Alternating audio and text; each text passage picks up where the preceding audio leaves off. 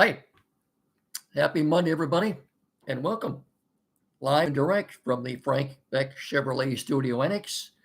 This is Time Out Overtime on the Time Out Overtime YouTube channel. I'm Rick Arsenal. As always, please get down in the corner, smash that like and subscribe button. Remember to tell your friends. The next subscriber to my podcast will indeed be the lucky winner. Okay, I thought we'd do something a little bit different tonight. Get the commercials out of the way first before we get into anything. I'm so proud and happy to be able to welcome the Finish Line Family Restaurant to our family of sponsors. They've been in the community now for more than 40 years, over 4 decades, and it is actually a landmark now. It should be declared an historical site of some kind. But the Finish Line, I can't imagine this community without the Finish Line Restaurant. Of course, everybody knows where it is on Carlton Road in Hillsdale. The expanded hours they have now, I just came from there, in fact. Mondays, Thursdays, and Fridays from 6 a.m. to 8 p.m. Saturday, Sunday, Tuesday, and Wednesday from 6 a.m. to 3 p.m. You get in there, award-winning breakfast. Now they have these new menu items: Carl's Cajun chicken wrap, a special BLT on steroids, if you will, a Darcy burger, new daily specials coming soon: homemade spinach and artichoke dip, grilled cheeseburger with brisket blended burger mix. It all sounds good. It has everything you want in a restaurant. Take my word for it. Award-winning breakfast all day, fast, friendly service, great family atmosphere. It's the only place to dine out here in Hillsdale. Finish Line Family Restaurant on Carlton Road in Hillsdale. And remember, folks, when you're dining at the Finish Line, you will always finish first. I guarantee that. I'll see you there.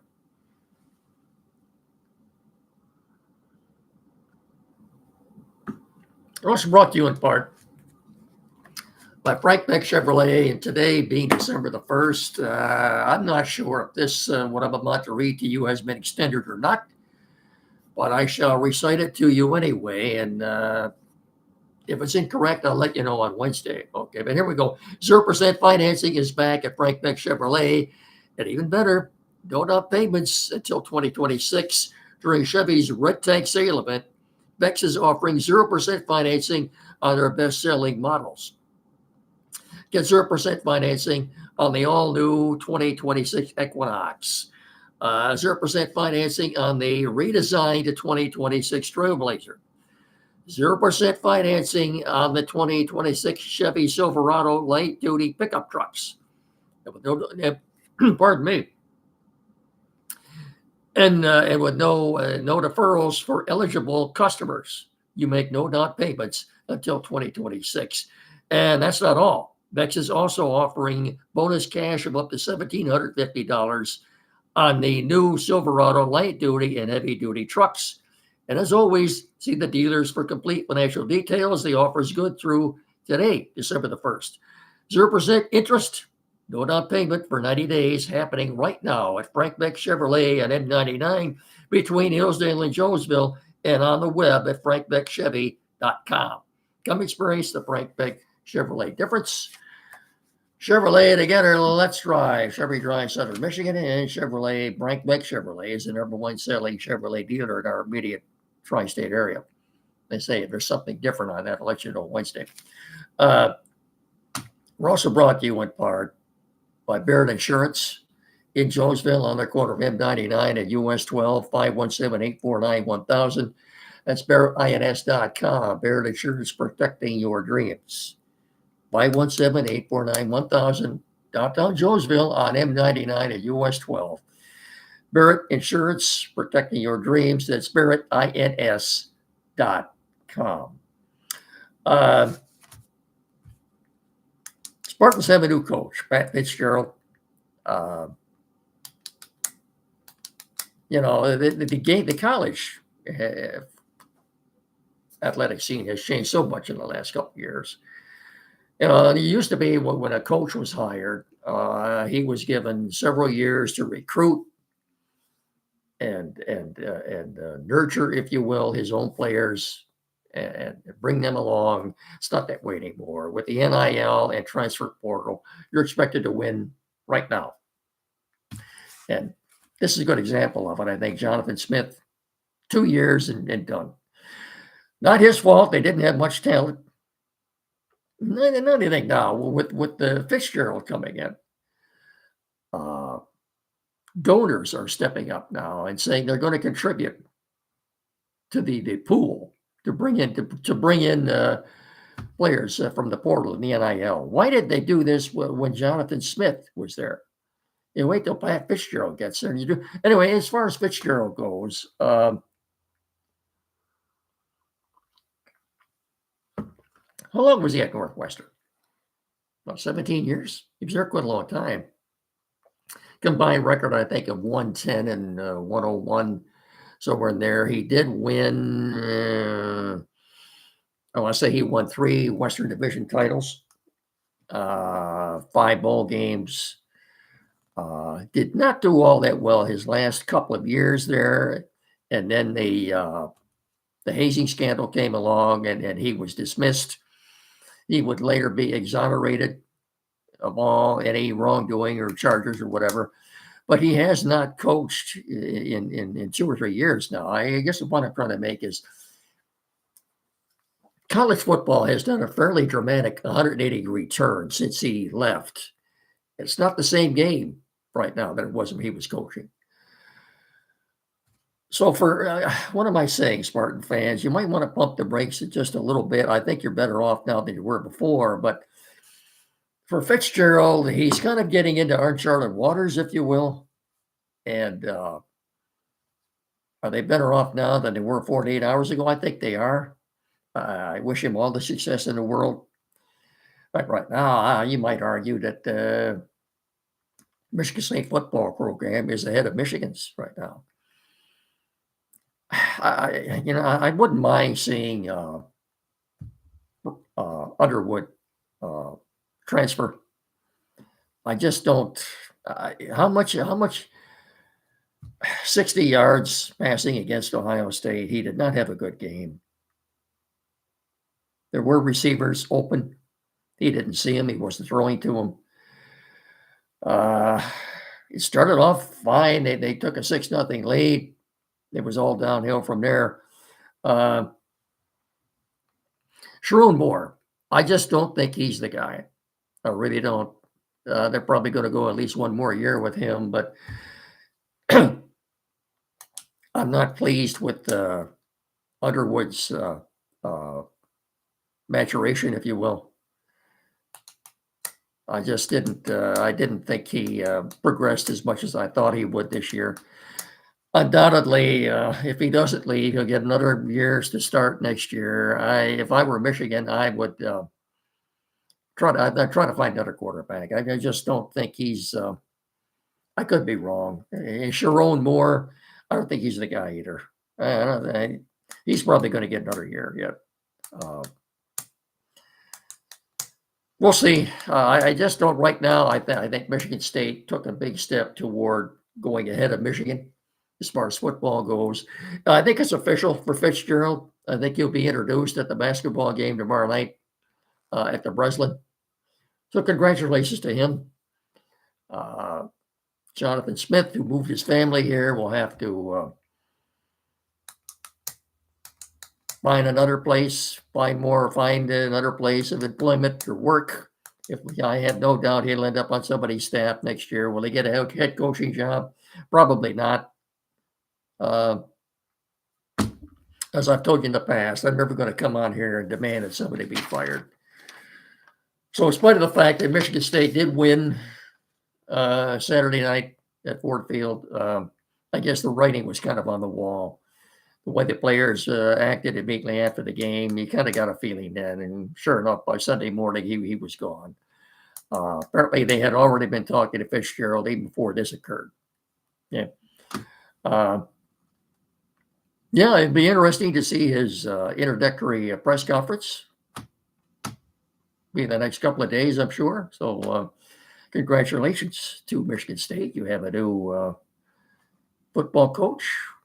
And as I said, he hasn't worked since being released at Northwestern, but we might want to just pump the brakes a little bit because what I said in Fitzgerald's case, he's for him. He's kind of getting into uncharted waters. Okay, let's see how he does at this. As I said, you've got donors coming to the forefront now, saying that they're going to be contributing to some kind of a pool or pot to bring in these players. We'll see. But in all fairness to Smith, I just don't think he didn't have any much talent to work with, and he brought his own quarterback in, Aiden Childs, when he came last year, and come to find out by the end of the year, he should have been playing. He should have been playing this guy instead of Childs. I just don't think he had the capability of getting the most out of less. Put it that way. We wish him luck in the future endeavors. Hope everything works out for him. He lands on his feet somewhere. I'm sure he will. Oh, good luck to him. Anyway, hockey. Red Wings will host the Boston Bruins tomorrow night. They are 13, 11, and 2. That's 28 points. The surging team in the Atlantic Division now has been the Tampa Bay Lightning. They've kind of separated themselves from the rest of the pack. What have they got? 34 points. Wings have 28. So they're 6 points behind them. Aside from Tampa Bay, the rest of that division is pretty well punched up. But the Wings, last couple of games, the final score was 6-3. That's a little bit deceiving. Behind by 1 goal, they pull their goalie. You know how that works out. Anyway, tomorrow night at Little Caesars, the Wings and the Bruins. Tonight at Little Caesars, the Pistons are hosting the Atlanta Hawks. Hawks, I think, are 2.5 games behind. They just played last night and beat the Knicks, I believe, in overtime. I don't know what time they might have gotten into Detroit. Maybe they're a little bit lagging. So if you're watching the game tonight, the third and down into the fourth quarter, Hawks may be running out of gas, but that's the way it is. The same thing for everybody that plays in the NBA. 2 games within a 24-hour span. Like I said, last night, and their game went into overtime, so they played an extra 5 minutes. Anyway, Pistons come into the game 16-4. The game starts a little after 7 tonight at Little Caesars. They are favored, I think, by 9 or 10 points tonight. So we'll see how that works out. Before we get into the Lions, let's do this. I'm not going to go too long tonight. Apologize for being a little late. Quality BC, downtown Hillsdale, 37 Waldron Street. As you know, I've been reciting this every time I do this. Wouldn't be doing this without the help, the great help of Quality BC, Tim Lindley and his staff. The only place in our area to go for tech services. There is no other place to go. I've recited this many times before. Whatever you may have, computers, new or used, mounting, programming, flat screen, big screen TVs, perhaps you're changing internet providers, you need that installed, printers, anything at all. Get in there and see these folks. Tim Lilly and his staff are more than capable of resolving any technical issues you have. That's why it's the only place around here to go, and we're so lucky to have them right here among us. 37 Waldron Street, downtown Hillsdale, directly across the street from Fat Jack's Automotive, 517-610-5372, or get in there and see them at 37 Waldron Street, downtown Hillsdale, and tell them me and Miggy sent you. Thank you very much. Lions playing Thursday night football on Amazon Prime. So unless you have Amazon Prime, a subscription to that, you'll have to listen to it on the radio with Dan and Lomas. Lions are favored by 3 points, and that's only because they have the home field advantage. In my estimation, they're playing what could be the best team right now in the NFC. I thought it was the Rams until the Rams had a very bad loss yesterday at Carolina. Matt Stafford had a bad day, 2 picks and 1 late fumble. They lost, 31-28, I believe, to the Panthers. Bad loss for them. And in doing so, because of that loss, the Chicago Bears, as we speak right now, are the number 1 seed in the NFC. Bears have 2 games coming up the next 3 weeks against the Packers. That could very well decide who wins the NFC North. Let's look at this. The Bears, what do they got? They got the Packers, Cleveland Browns at home, Packers again, out in San Francisco against the 49ers, and the Lions at home. Still 5 pretty tough games. Packers have a tough schedule too. Anyway, the Lions are favored Thursday night, but Dan Campbell said on his show this morning, radio show on the ticket, that Amon-Ra St. Brown will probably be a game time. Oh boy, pardon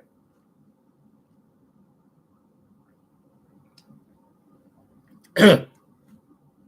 Probably be a game time decision before the game on Thursday.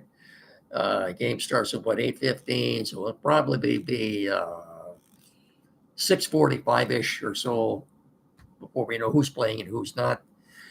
I guess the good news is Graham Glasgow returned to practice today. Is he playing? I don't know. If he doesn't, Tristan Colon will be in there for him. Kirby Joseph practiced today. I still don't think he's going to play Thursday. He had a brace on his knee and he was limping, but he was practicing. Okay. That doesn't sound good to me either. Lions, look, if the defense doesn't play any better than it has the last couple of weeks, and they don't put any pressure at all on Dak Prescott, folks, with his receivers, CeeDee Lamb and Pickett, I don't, boy, he's going to pick them apart. He really will. If you thought Jordan Love had a good day, wait till Thursday night. I don't see. Look, I'm a Lion fan, but I honestly, I don't see them winning another game. I really don't. Boy, with the offensive line in flux like it is right now.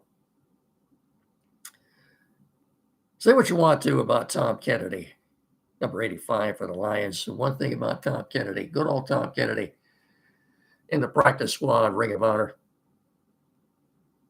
When you throw the ball to him, he catches it.